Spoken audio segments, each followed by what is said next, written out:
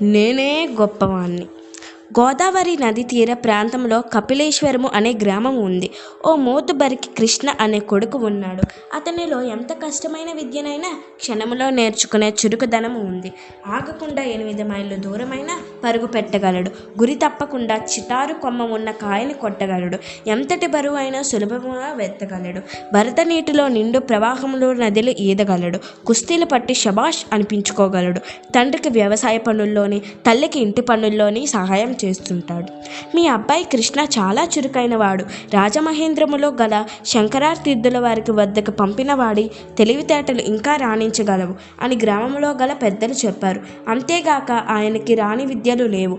మహాపండితుడు. ఆయన వద్ద శిష్యరికం చేసిన వారికి జీవనభుక్తికి ఏ లోటు ఉండదు అని చెప్పారు. తండ్రి శంకరాతీర్థుల వారి గురించి కృష్ణకు చెప్పి చూశారు. కానీ కృష్ణ వారి మాటలు వినలేదు. కృష్ణ జీవితంలో కొత్త విద్యలు నేర్చుకుని ఏం చేయాలి? ఉన్నంతలో నలుగురికి సహాయపడాలి. నేర్చుకోగల పరిస్థితి ఎందుకు? ఆయన వద్దకు ఎందుకు శిష్యరికం చేయాలి? నేనే గొప్పవాణ్ణి కదా, నేనే కొత్త విద్యలు కనిపెట్టగలను అని ఆత్మవిశ్వాసంతో పలికాడు. తన గ్రామ ప్రజలకు తన గొప్పతనాన్ని గుర్తించాలంటే ఏదో ఒకటి నేర్చుకోవాలి అనే ఉద్దేశం కలిగింది. ఆ ఊరిలో పెద్ద తోట ఉంది. ఆ తోటలో ఒక చెట్టుకి రేగికాయలా తింటే కాకరకాయలాగా చేదుగా ఉంటుంది. ఆ కాయల జోలికి ఎవ్వరూ వెళ్ళరు. వాటిని గురించి బాగా ఆలోచించాడు. మరుసటి రోజు సాయంత్రం ఒక కోతి ఆ కాయని తిని రెట్టించిన ఉత్సాహంతో ఆకాశంలోకి ఎగిరింది. అది గమనించిన కృష్ణ 2 కాయలు తిని మరి 4 కాయలు జోబిలో వేసుకొని పైకి ఎగిరే ప్రయత్నం చేశాడు. అంతే, కృష్ణ ఆకాశంలోకి ఎగిరి పక్షిలాగా పైకి ఎత్తుకు వెళ్ళి క్రమంగా క్రిందకి దిగాడు. ఇటువంటి ఫలాలు తినే ఆంజనేయుడు లంకని దాటాడు అనే సంశయం కూడా కలిగింది కృష్ణకి.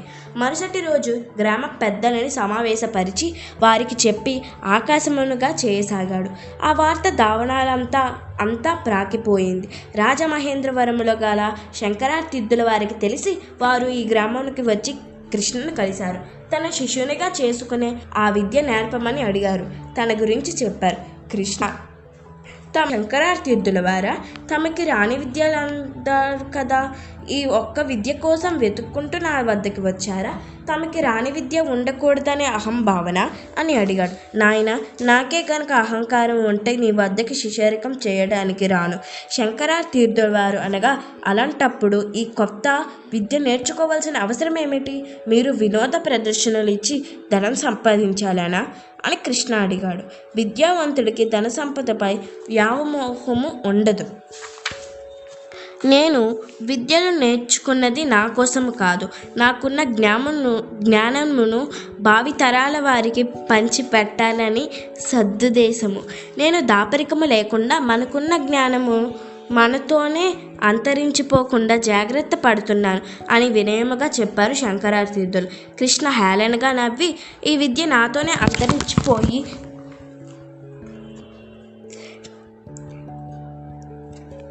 నందువలన ప్రమాదం ఏమీ లేదు, ప్రపంచానికి నష్టం కలదు అని అన్నాడు. ఉంది నాయన, మనిషి నీటిలో ఈదాలి, గాలిలో ఎగరాలి, అన్ని వాతావరణ పరిస్థితులు తట్టుకోవాలి. అదే నీటిలోని చేప కానీ ముసలి కానీ బయటకు వస్తే బలహీనమయ్యి ప్రాణం కోసం విలవిలలాడవుగా. హిమాలయ పర్వత శ్రేణులో ఉండే ఎలుగుబంటి ఎడారిలో ఉండలేదు. నీవు నేర్చిన విద్య వలన ఏరు దాటవచ్చు, కార్చిచ్చుల్లా మండుతున్న మంటల్లో నుంచి బయటపడవచ్చు. ఏ విద్యకైనా ఎన్నో ప్రయోజనాలు ఉంటాయి. అవసరాన్ని బట్టి మనుషులు ఉపయోగించుకోగలరు విద్యలను. గ్రంథాస్థము చేసి ప్రచారం చేయటమే విద్యావంతుల కర్తవ్యము అని చెప్పారు శంకరాతీర్థులు. వారు చెప్పిన మాటలు వినగానే కృష్ణ ఆయనకి నమస్కరించి పాదాలపై పడి, నన్ను మన్నించండి, నేను మీకు శిష్యరికం చేసి నా జ్ఞానం అభివృద్ధి చేసుకుంటాను. నాకు తెలిసిన విద్య మీకు గురుదక్షిణగా సమర్పించుకుంటాను. నేనే గొప్పవాణ్ణి అనే అహం నాలో కలిగి మీకు మనస్తాపం కలిగించాను. నన్ను తమ శిష్యుడిగా స్వీకరించండి అని అన్నాడు. విద్యావంతునిగా వినయము భూషణ వంటిది. రోజు గురువుని భక్తి శ్రద్ధలతో పూజించి మంచి శిష్యునిగా, ఉత్తమ పౌరునిగా ఉంచుతుంది. విద్య వలన వివేకము, వినయము, జ్ఞానము కలుగును. విద్య లేనివాడు వింత పశువు సామెత కలదు.